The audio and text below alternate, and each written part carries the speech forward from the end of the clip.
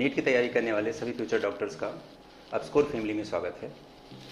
बेटा हम लोग नीट का एग्ज़ाम आ ही गया है, आप लोगों ने देखा ही होगा, है ना। डेट आपको पता चली गई है। हमारे पास जो डेज़ हैं वो टोटल 55 डेज़ आज से लेकर अगर आप काउंट करेंगे तो इतने ही दिन बचे हुए हैं।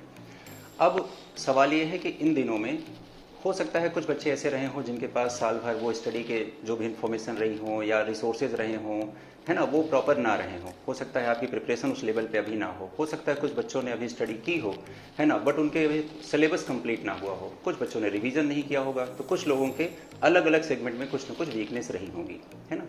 तो आज की वीडियो में हम ये देखने वाले हैं या ये समझने वाले हैं उन सारी प्रॉब्लम्स को हम डील कैसे करें, उनका क्या प्रॉपर एक सॉल्यूशन हो सकता है, और नेक्स्ट आने वाले 55 डेज को हम कैसे मैक्सिमम यूटिलाइज कर सकते हैं एक अच्छे रिजल्ट के लिए, है ना, नीट में सिलेक्शन के लिए। अब नीट में सिलेक्शन ले करके हमें डॉक्टर बनना है। डॉक्टर बनना है तो हमें वाइट कोट पहनना है ना, एप्रन पहनना है। तो हमने उसी के तहत एक मिशन यहाँ पे लॉन्च किया है ना, अपना है मिशन वाइट कोट। तो हम मिशन वाइट कोट को लेकर के और जो भी स्ट्रेटजीज होंगी, जो भी चीज़ें होंगी, वो हम फॉलो करते हुए आपको बेहतर से बेहतर प्लान प्रोवाइड करेंगे, है ना। एक प्रॉपर आपके पास मटेरियल होगा, एक अच्छी टेस्ट सीरीज होगी, जो चीज़ों की रिक्वायरमेंट हमें होती है सिलेक्शन के लिए वो सारी चीज़ें हम आपको प्रोवाइड करेंगे। तो आइए हम लोग शुरू करते हैं, इस वीडियो के बारे में जानना शुरू करते हैं। सबसे पहले मैं डॉक्टर आदित्य पांडे आप लोगों को केमिस्ट्री के बारे में, केमिस्ट्री से रिलेटेड जो भी प्रॉब्लम्स होती हैं, जो स्ट्रेटजीज हमारी हो सकती हैं, हम उनके बारे में डिस्कस करने वाले हैं। पहली बात तो देखो बेटा, केमिस्ट्री में सबको एक छोटा सा पता नहीं क्यों बच्चों को डर सा रहता है कि केमिस्ट्री यार बन नहीं रही है, या केमिस्ट्री में मुझे क्वेश्चंस हो नहीं रहे हैं, या वैसे भी एक मतलब फियर सा तो रहता ही रहता है ना। जैसे आप ऑर्गेनिक केमिस्ट्री में मैक्सिमम बच्चों से मिलता हूँ तो उनका ये प्रॉब्लम रहता है कि सर इनऑर्गेनिक तो बहुत रटना पड़ता है, फिजिकल में इतने सारे डाउट सॉल्व करने पड़ते हैं, और ऑर्गेनिक केमिस्ट्री की बात करूँ तो वो तो बस बेंजीन रिंग वगैरह देख करके मेरे हाथ पाँव कांपने लगते हैं। मतलब होता ही होता है, ऑब्वियसली मैं बोलूँ तो यही होता है ना।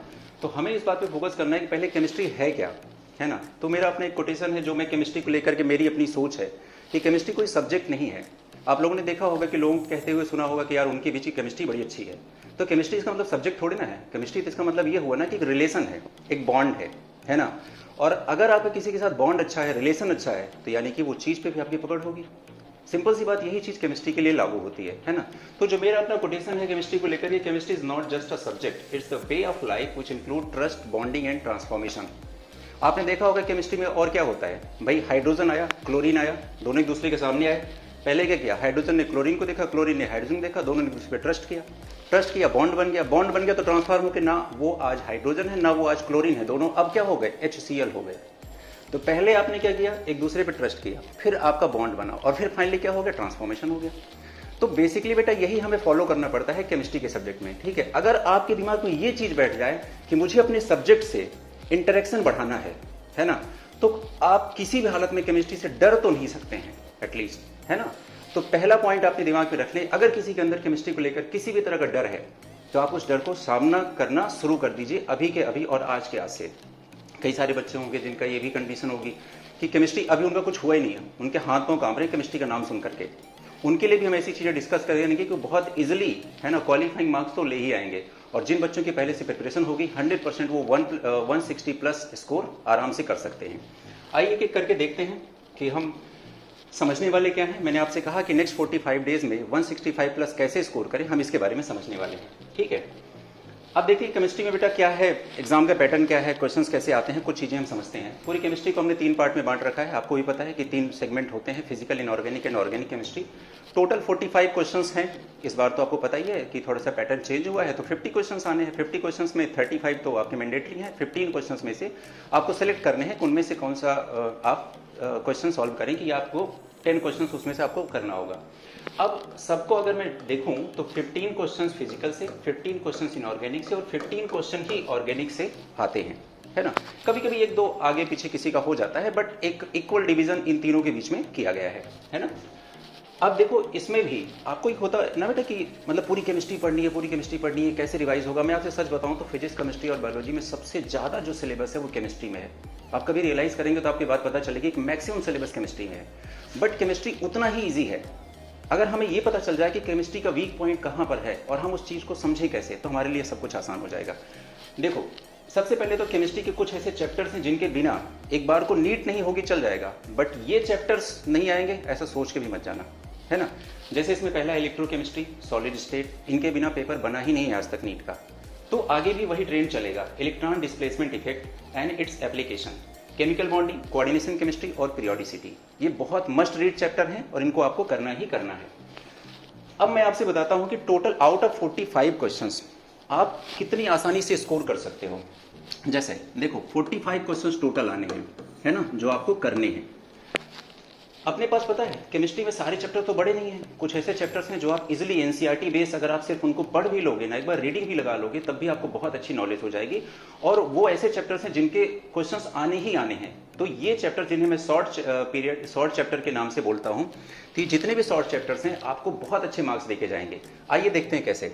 अपने पास आपने सब देखा होगा, biomolecule, polymer, chemistry in everyday life, environmental chemistry, hydrogen and its compound, quantum numbers, hybridization, acid base strength in organic chemistry के केस में maximum, stability of reaction intermediate like carbocation, carbanion and free radical की stability के बारे में, surface chemistry and quantitative और qualitative analysis. इस हर segment से एक क्वेश्चन 100% आना है, सबसे एक क्वेश्चन आएगा। अगर आप काउंट करोगे तो टोटल ये 11 क्वेश्चन हो रहे हैं। आउट ऑफ 45 का 11 का तो आपका लोड वैसे ही खत्म हो गया, है ना। अब आप सोचो कि 45 में से आपको 11 क्वेश्चंस तो इन चैप्टर्स को सिर्फ रीडिंग लगाने से हो जाएंगे। अब सवाल ये आता है कि इनको हम कैसे करेंगे। तो एक बात हमेशा दिमाग में रखना बेटा, ये लाइफ के लिए भी अपने याद रखना, जब कोई काम बहुत बड़ा दिखे, है ना, तो आप हमेशा उस काम को डायरेक्टली उसमें जुट जाओ, उसे करने लगो, अपने आप को प्रेशराइज कर लो, है ना, स्ट्रेस में आ जाओ। उससे बेहतर है उस बड़े काम को छोटे छोटे टुकड़ों में बांट लो। अगर ये हमारे लिए इंपॉर्टेंट है, 55 डेज हैं, अगर इनमें से एक चैप्टर हम एक दिन छोड़ के भी करें तो 22 दिन में हम इन 11 चैप्टर को बहुत इजीली कर सकते हैं विद कॉन्फिडेंस। यानी कि आपने पहले दिन बायोमोलिक्यूल किया, है ना, और नेक्स्ट डे उसको रिवाइज कर लिया, फिर नेक्स्ट डे दूसरा चैप्टर स्टार्ट किया, नेक्स्ट डे उसको रिवाइज कर लिया। ऐसा करके इन 11 पॉइंट्स को या चैप्टर्स को आप 22 डेज में कंप्लीट कर सकते हैं और नेक्स्ट 22 डेज में अगेन रिपीट कर सकते हैं या रिवाइज कर सकते हैं। ऐसे में क्या होगा कि 11 क्वेश्चन आपके बिल्कुल श्योर हो गए। अब आप ऐसे मान चलो 11 तो मेरे आ गए। अब डायरेक्टली क्वेश्चन आते हैं बेटा, जैसे कंडेंसेशन पॉलीमर का एग्जांपल बताओ, सीधा सीधा क्वेश्चन है, आप बता दो। बायोमोलिक्यूल में डायरेक्टली आ गया कि आर्टिफिशियल स्वीटनर ऐसी कौन सी है जिसे हम कुकिंग टेम्परेचर पे यूज करते हैं। डायरेक्टली क्वेश्चन है 1 नंबर का, आपको पता है तो बता दोगे, नहीं पता है तो कोई कॉन्सेप्ट तो नहीं लगेगा ना। ऐसे में भाई जो चीजें एकदम एग्जैक्टली आपको मेमोराइज करनी है, जो आपको रटना है, आप कैसे कह सकते हो उसमें कॉन्सेप्ट लगेगा। आता है तो आता है, नहीं आता तो छूट जाएगा। और ये फ्री के नंबर देके जाते हैं अगर आपने इनको कर लिया तो, है ना। तो ऐसे में आप देखोगे तो यहाँ पे इजिली आपको 45 में से 11 का तो लोड खत्म हो गया। बाकी जो बच्चे उनको देखते हैं कि कैसे हम लोग डील कर सकते हैं। यहाँ पे मैंने कुछ मस्ट रीड टॉपिक्स लिखे हैं, है ना, जो अपना ये वीडियो यूट्यूब पे आप लोग देख रहे होंगे, तो आप डिस्क्रिप्शन में जब जाएंगे तो वहाँ पर इनका लिंक मिल जाएगा इसकी PDF फॉर्म का। वहाँ से आप देख करके हर एक पॉइंट आप देख लीजिएगा और हर एक पॉइंट आप रिवाइज करके जाइएगा। मैं गारंटी देता हूँ बेटा कि आउट ऑफ 35 जो भी बचे हुए हैं या ओवरऑल 45 भी आप ले लोगे, तो इन जो सेगमेंट्स मैंने लिखे हैं, है ना, जो अपने एक्सपीरियंस पर बेस या रिसर्च पर बेस या इतने दिनों से जो पढ़ाने का मेरा एक्सपीरियंस है, उन सब पर बेस्ड है कि आउट ऑफ 35 क्वेश्चन, मैक्सिमम 35 में बोल रहा हूँ कि इन्हीं पॉइंट से होंगे मैक्सिमम, है ना, क्योंकि ये वो पॉइंट्स हैं जिनके बिना पेपर बन नहीं सकता और हर बार इनके किसी न किसी सेगमेंट से एक क्वेश्चन हर हाल में आता है। ठीक है, तो इनको आप इग्नोर नहीं कर सकते। आप सब लोग इस PDF को डाउनलोड करेंगे, वहां से जितने भी टॉपिक्स हैं आप उनको मार्क कर करके, है ना, और 2-2 बार रिवाइज करके तब जाएंगे, है ना। एग्जाम के बाद आप आ करके ये जरूर बोलेंगे कि सर सारे वही पॉइंट्स थे और उनमें से तो 100% आए थे और थैंक यू। ठीक है, थैंक यू की बात अलग रही, लेकिन ठीक है, आपको ये पढ़ के जाना है और करके जाना, रिवाइज करके जाना, ये आपको याद रहे। ठीक है, आगे चलते हैं, उसमें भी उसी का कंटिन्यूएशन है, कुछ और पॉइंट्स यहाँ पर लिखे गए हैं। चलिए अब देखते हैं, मैंने इतने सारे पॉइंट्स आपको बता दिए, है ना, मे भी आप पढ़ेंगे और करना भी करना है उसको हर हाल में। लेकिन अगर मैं बताऊं आपको बेटा कोर कॉन्सेप्ट कि पूरी केमिस्ट्री को डील करने के लिए कुछ ही फैक्टर्स हैं जो रिस्पॉन्सिबल हैं। जैसे नेम रिएक्शन, इसके बिना नीट का पेपर नहीं बनता है। और नेम रिएक्शंस क्या है? नेम रिएक्शन का कोई ऐसा नहीं एक एक्सेप्शन है, नेम रिएक्शन का कोई बहुत बड़ा कॉन्सेप्ट भी नहीं है। नेम रिएक्शन डायरेक्टली आती है आपको तो आती है, एल्डोल कंडेंसेशन है, कैनिजारो रिएक्शन है ना, वुड्स रिएक्शन है, ऐसी फ्रैंकलिन रिएक्शन है, ऐसी बहुत सारी नेम रिएक्शन है जो डायरेक्टली आपको आती हैं तो आती हैं। कुछ बहुत फेमस और ऐसी रिएक्शंस हैं, मैं बाद में डिटेल वीडियो बना दूंगा कि क्या क्या पॉइंट्स और टॉपिक्स एग्जैक्टली इंपॉर्टेंट है और जो आपको मस्ट रीड टॉपिक हैं या करके ही जाने हैं। जैसे रोजेनमून रिएक्शन हो गई, है ना, बहुत फेमस रिएक्शन है, ठीक है, और नीट के लिए बड़ा फेवरेट भी है। इस तरह से नेम रिएक्शन आपको करके जाना है। और नेम रिएक्शन की भी जो PDF है मैं आपको अपने टेलीग्राम चैनल पे, हमारे अपस्कोर के टेलीग्राम चैनल को ज्वाइन करेंगे, वहां पर कंप्लीट नेम रिएक्शन का एक PDF फॉर्म आपको मिल जाएगा। दूसरा है application of electron displacement effect, minimum 5 to 6 question, more than this, but अपन एक मिनिमम लेके चलते हैं ना, कि बाद में आप ये ना आके बोलो अरे सर तो झूठ बोल रहे थे आप, है ना। तो मैं वो थोड़ा मार्जिन लेके चल रहा हूँ। तो मिनिमम 5 to 6 क्वेश्चन ऐसे होंगे जो application of electron displacement effect पर डायरेक्टली बेस्ड होंगे। और इलेक्ट्रॉन डिस्प्लेसमेंट इफेक्ट ऐसे क्वेश्चन जैसे आपने पढ़ा भी होगा, इंडक्टिव इफेक्ट पढ़ा होगा, मेसोमेरिक पढ़ा होगा, रेजोनेंस पढ़ा होगा, हाइपर कॉन्जुगेशन पढ़ा होगा, इलेक्ट्रोमेरिक इफेक्ट पढ़ा होगा। इन सारे जितने भी टोटल 4 मैंने आपको बताए इफेक्ट्स, इन पर बेस्ड बहुत सारे क्वेश्चंस आते हैं। जैसे स्टेबिलिटी ऑफ रिएक्शन इंटरमीडिएट हो गया, एसिड बेस की स्ट्रेंथ हो गई, है ना। या आप अगर जाएंगे आगे तो जैसे अपन रोक देना है, अच्छा ठीक है, हाँ ठीक है, चलो हाँ। जैसे आप आगे बढ़ेंगे भी तो आप ऐसा देखेंगे कि बहुत सारी ऐसी रिएक्शन आती हैं, जैसे इलेक्ट्रोफिलिक सब्स्टिट्यूशन रिएक्शन हो गया, इलेक्ट्रोफिलिक एडिशन रिएक्शन हो गया, न्यूक्लियोफिलिक एडिशन रिएक्शन हो गया, या न्यूक्लियोफिलिक सब्स्टिट्यूशन रिएक्शन हो गया, एलिमिनेशन रिएक्शन हो गई। इन सारे रिएक्शंस की जो रिएक्टिविटी होती है वो भी इसी बात पे डिपेंड करती है। अगर आपको आइडिया है कि application of electron displacement effect को कैसे इंप्लीमेंट किया जाए इन केस ऑफ क्वेश्चंस। अगला है बेटा फॉर्मूला इन फिजिकल केमिस्ट्री। देखो एक फंडामेंटल सी बात है बेटा, जिसका बचपन में मैथ थोड़ा अच्छा था उसकी फिजिक्स अच्छी हुई, जिसकी फिजिक्स अच्छी उसकी फिजिकल केमिस्ट्री अच्छी है, सब लिंक्ड है एक दूसरे से, है ना। क्योंकि एक होता है ना कि कैलकुलेशन है, मैक्सिमम कैलकुलेशंस ही हैं इसमें, ठीक है। तो आप फिजिकल केमिस्ट्री के लिए मैं आपको भी बताता हूँ कि कैसे करना है कि आपके लिए ये भी बेहतर ही हो जाएगा। और सबसे लास्ट और मोस्ट इंपॉर्टेंट पॉइंट है कि इनऑर्गेनिक केमिस्ट्री के जो मोस्ट इंपॉर्टेंट ऑर्डर्स हैं, जैसे कि बॉन्ड एंगल का ऑर्डर हो गया, बॉन्ड ऑर्डर का ऑर्डर हो गया, है ना, या बॉन्ड लेंथ का ऑर्डर हो गया, acidic strength, basic strength, ionization enthalpy, electron affinity, electron gain enthalpy, electronegativity, इन सब के जो इंपॉर्टेंट ऑर्डर्स हैं वो बहुत इंपॉर्टेंट हैं, है ना। तो वो डेली देख करके आपको जाना है और फिर वो हो जाएगा, ठीक है।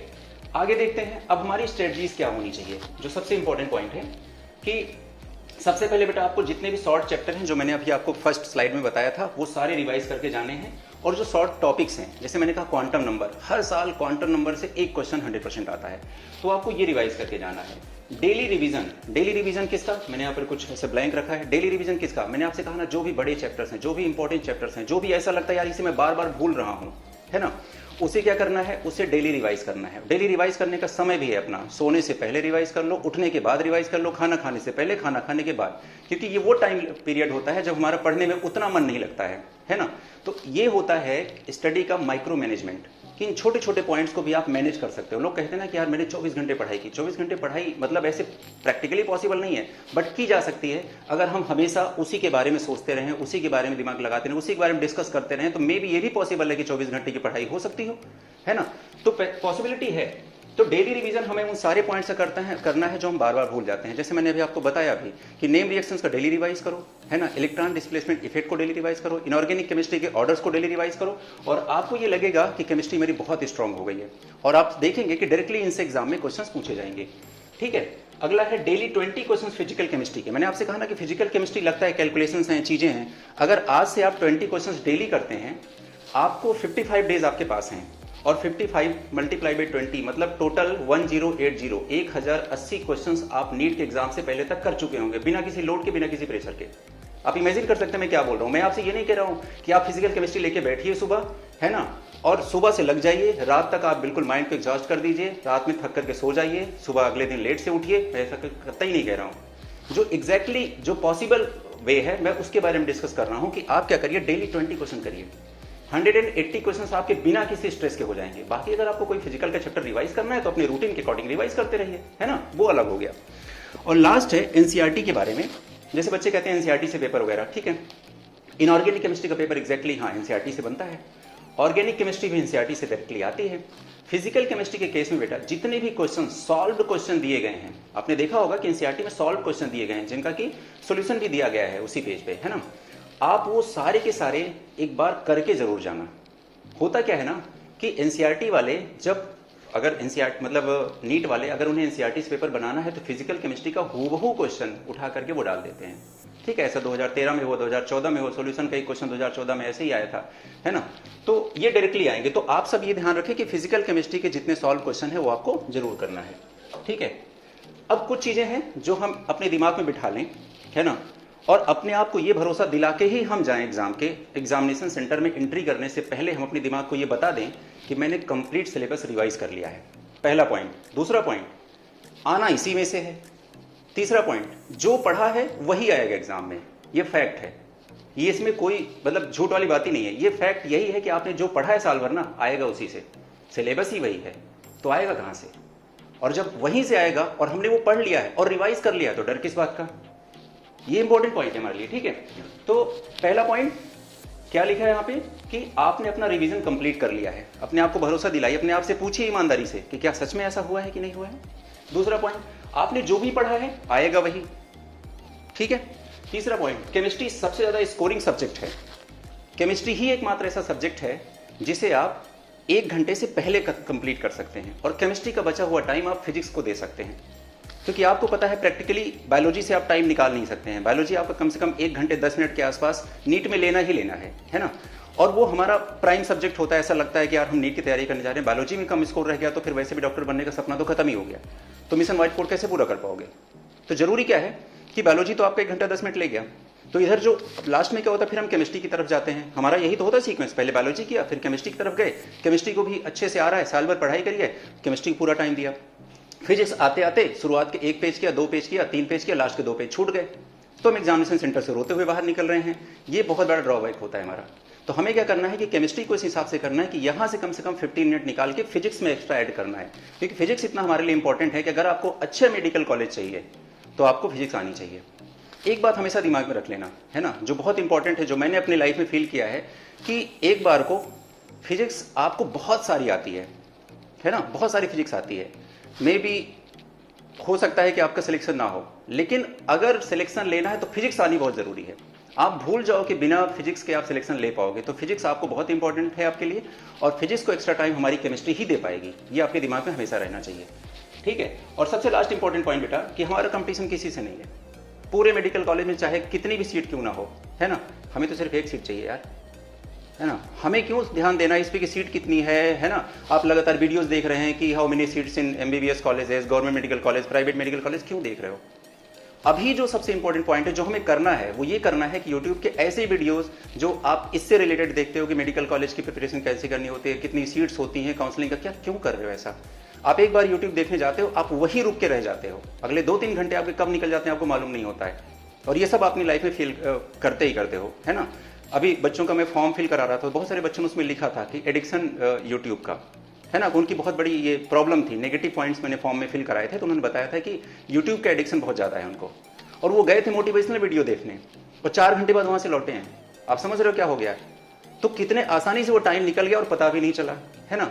और ये जो दुनिया है ना सोशल मीडिया की या यूट्यूब की दुनिया, ये ऐसी है ना कि वहाँ चले जाओगे तो तुम किसी और दुनिया में सैर कर रहे हो, वहाँ से वापस आने का मन नहीं करेगा, और जब लौट के आओगे तो लगेगा यार कितना बड़ा लॉस कर दिया हमने। फिर गिल्ट में मरोगे या जियोगे, क्या फर्क पड़ता है ना। तो ये प्रॉब्लम हमें दूर करने के लिए ये ध्यान रखना है कि हमें एक सीट चाहिए, उसके लिए हमें किसी से स्ट्रेटजी पूछने की जरूरत नहीं है, हमें पढ़ना है सिर्फ बस, ठीक है। सबसे इंपॉर्टेंट बात। अब उसके बाद बी हैप्पी। मैं इसलिए भी लिख रहा हूं इसको, है ना। लोग बोल सकते हैं कि हार्डवर्क करो, अब ये करो वो करो, मुझे लगता है खुश रहो, क्योंकि मैंने ऐसा देखा है, मुझे ऐसा लगता है कि जो खुश है वो सक्सेस जरूर होगा, 100% उसे सक्सेस मिलेगी 100%, लेकिन जो सक्सेसफुल है जरूरी नहीं वो खुश हो। तो खुश रहना ज़्यादा इंपॉर्टेंट है, तो अपने आप को खुश रखो, है ना। ज़्यादा पानी पियो, फ्रूट्स खाओ, माइंड साफ रहेगा, है ना। बाहर की जो भी ये पैक्ड फूड मटेरियल वगैरह है, फ्री रेडिकल्स होते हैं उसमें, है ना, उन सबको यूज नहीं करना है, बॉडी खराब होगी उससे, ठीक है। दिमाग भी वैसे दिन भर नींद आती रहेगी। कुछ ऐसी चीज़ें हैं जो हमें बिल्कुल नहीं करनी है, जैसे मैंने आपसे अभी कहा कि यूट्यूब पे ये नहीं सर्च करना है कि अभी के लिए हमें क्या फॉलो करना है ना। बहुत सारी वीडियोस पढ़ेंगे, बहुत सारे वीडियोस पड़े हुए हैं यूट्यूब पे, है ना, जो आपको बहुत सारी स्ट्रेटजीज बताते हुए अपने व्यूज़ वगैरह बढ़ाने की कोशिश करेंगे, बट आपको परेशान कर रहे हैं, है ना, आपका रास्ता बदल रहे हैं। पहले थोड़ा सा आप अपने आप को सोचिए कि आप क्या कर रहे हैं, और ये डिसीजन लेने का आपका हक पूरा का पूरा है कि आप सही जगह और गलत जगह में जो फ़र्क है वो महसूस कर सकें, वो पता लगा सकें, ठीक है। तो डाइट के बारे में मैंने बता दिया, अपने आप को कैसे फ्रेश रखना है। 2 चीज़ें और मैं उसमें ऐड करना चाहूँगा। हमारी आदत नहीं होती स्टूडेंट लाइफ में, बट हमें करना ज़रूरी होता है। मॉर्निंग के टाइम पे मेडिटेशन और शाम के समय पे एक फिजिकल एक्सरसाइज। मैं नहीं कर रहा हूँ आधे घंटे की, 10-10 मिनट की एक्सरसाइज करना है। 10 मिनट की फिजिकल एक्सरसाइज, सुबह के 10 मिनट का मेडिटेशन आपको अलग ही लेवल पर लेके जाएगा, है ना। ये आप हमेशा याद रखना, ठीक है।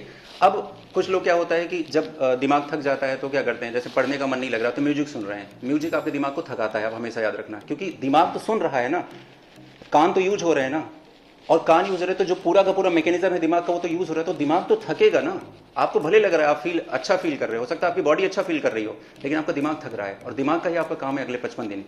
तो आप ध्यान रहे कि ये नहीं करना है ना। और अगर मोबाइल पे कोई गेम खेल के अपने रिलैक्स नहीं करना है, मोबाइल पे खेला हुआ गेम आपको परेशान करेगा, आंखों में दर्द होगा, सर में दर्द होगा, पढ़ने में मन नहीं लगेगा, परेशान रहोगे। ठीक है, तो क्या करना है, फिजिकल एक्सरसाइज करनी है, ऐसा करना है जिसमें पसीना निकले, है ना, कुछ ऐसा करना है, वो आपको फ्रेश फील कराएगा। उसके बाद जाओ नहाओ आराम से, 2 घंटे पढ़ाई करो, फिर सो जाओ, है ना, वो ज़्यादा अच्छा रहेगा आपके लिए। अब उसके बाद है अपन लोगों ने क्या किया है कि ये जो पूरा मिशन वाइट कोट है, इसके साथ साथ हमारी एक टेस्ट सीरीज है dart, descriptive analysis and revision test, जिसमें हम लोग 4 मेजर टेस्ट करा रहे हैं और 4 ही माइनर टेस्ट करा रहे हैं, है ना। तो ये जो 4 माइनर टेस्ट हैं ये पार्ट वाइज हैं और इनका जो शेड्यूल है वो आपके टेलीग्राम चैनल पे अपलोड कर दिया जाएगा, वहाँ से आप ले सकते हैं। कल अपलोड हो जाएगा दोपहर में, और मंडे से जो हमारी क्लासेस चलेंगी वो उसी के अकॉर्डिंग होंगी। तो अब जो हमारा टेस्ट होगा, संडे टू संडे हमारा टेस्ट होगा, जो अगला टेस्ट है हमारा वो 25 को है ना। तो जो वो टेस्ट होगा उसके बीच में जितना सिलेबस हो चुका होगा वही उस टेस्ट में आएगा। टेस्ट जो भी होगा क्यूमुलेटिव वे में होगा, यानी कि पहले टेस्ट का जो सिलेबस होगा सेकंड टेस्ट में ऐड होता जाएगा और लास्ट में वही पूरा का पूरा जो टेस्ट होगा वो मेजर में कन्वर्ट हो जाएगा। ठीक है, तो टोटल 4 मेजर और 4 माइनर टेस्ट कराए जा रहे हैं। ठीक है, जो कि हमारी टीम बहुत एनालिसिस के बाद, प्रीवियस ईयर क्वेश्चन के एनालिसिस के बाद, है ना, और जो भी क्वेश्चन नए फ्रेम हो सकते हैं एग्जाम्पलर एनसीईआरटी इन रिसोर्सेज से कर रही है। ठीक है, तो वो आपके लिए बहुत यूजफुल होगी, आप इसको ज्वाइन करने के बारे में जरूर सोचें, है ना। अब उसके बाद ये टेलीग्राम चैनल है हमारा, ठीक है, मिशन नीट 2021, यही हेडिंग उसमें पड़ी हुई है, ये उसका एक स्क्रीनशॉट है, आप देख सकते हैं, इसे ज्वाइन कर लें। यहाँ पर एक छोटी से छोटी इन्फॉर्मेशन आपको नीट के बारे में, स्ट्रेटजी के बारे में, सिलेबस के बारे में, है ना, पीडीएफ फॉर्मेट, हर चीज़ आपको मिलेगा। नई ओएमआर जो आई है उसका क्या फॉर्मेट है, हर चीज़ आपको यहाँ पर मिलेगा।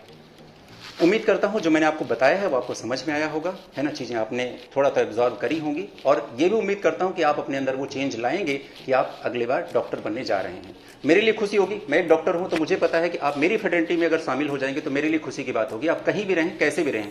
ठीक है, ये जरूरी चीज़ है। चलिए फिर उम्मीद इसी बात की रहेगी कि हम सब मेडिकल कॉलेज में मिल रहे हैं, मिशन वाइट कोट को पूरा कर रहे हैं। सबको आपके फ्यूचर के लिए all the best, NEET exam के लिए ऑल द बेस्ट। खूब अच्छे से पढ़िए, खुश रहिए, है ना, और अपने आप को हर हाल में खुश रखिए, उससे आपकी स्टडी बहुत अच्छी हो जाएगी। अपने काम से प्यार करिए। अलविदा लेते हैं, मिलते हैं छोटे से ब्रेक के बाद। Okay, bye bye, thank you.